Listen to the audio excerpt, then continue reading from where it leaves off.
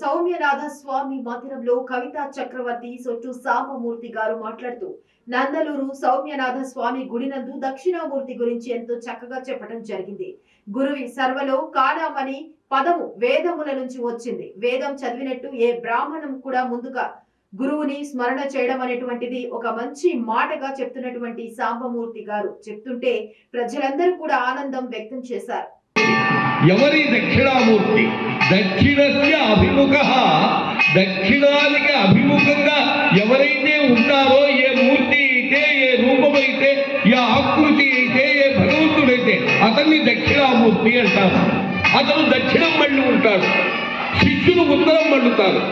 ఎందుకు అతను దక్షిణం మళ్ళుతాడు?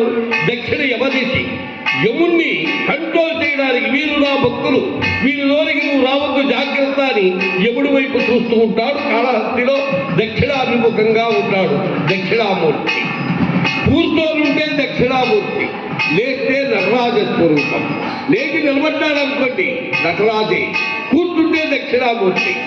అటువంటి గురవే సర్వలోకాలం, సమస్త లోకములకు అతల వితల సుతల మహాతల రసాతల పాతాలాది భూలోక భూలోక మహర్లోక జనలోక తపోలోక సత్యలోకాది చతుర్విధ మూల భాండములకు బ్రహ్మాండానికంతా గురువు దక్షిణామూర్తి.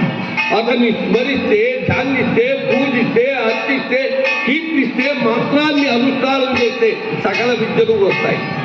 ఎంతటి అజ్ఞాని కూడా మహాజ్ఞాని అవుతాడు. గురవే సర్వలోకాల విషజే భవరోగిణ.